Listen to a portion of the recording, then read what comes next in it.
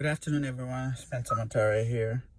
I'm coming to you from I'm on a work trip, and so, but my video, the contents of it actually emanates from this trip I'm on. I'm currently out in um, North Carolina to do some healthcare assessments for insurance companies, and on our way here.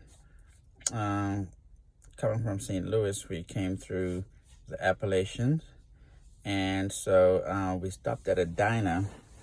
It was somewhere in West Virginia, and I had on my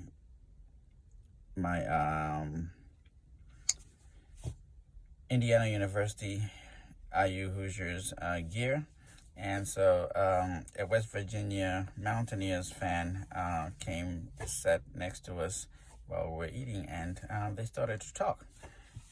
So, thinking of this assignment, I asked them, what is it about Appalachia that they can tell me about? So, he was like, he is a third generation owner of the car sales, pretty much, and he told me that he had come from he had went to college in West Virginia and had to come back to to his hometown, pretty much, because his parents and his grandparents had died off when he was working in Chicago. But he said a lot of the stereotypes that we hear about Appalachia come from a place of truth, such as the education being lower than most places in the United States, healthcare disparities, and so on. But he did say, there are some people like himself and their family that supply services to the rest of the populations there that have made it okay and been able to escape the stereotypes. So we also talked about the black and other people of color, the black population and other people of color in Appalachia. The one thing he said he was being a white male, he was coming from a place where he had more opportunities, and he did say that there were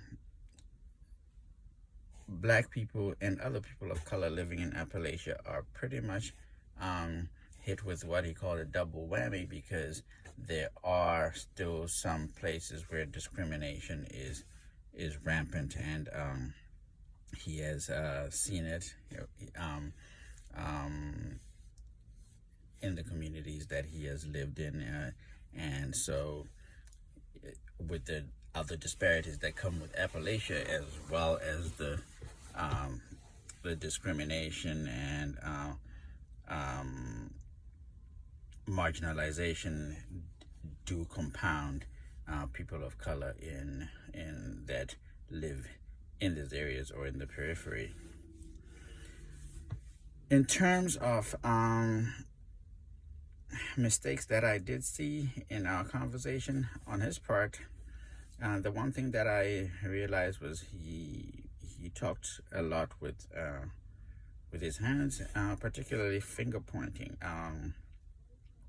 He had this thing where he would be like, "Let me tell you something," which for him maybe was nothing that he's aware that he does that, and so it's not like I don't think it's an Appalachian thing, because using your finger is usually considered in most cultures to be rude, and so I don't think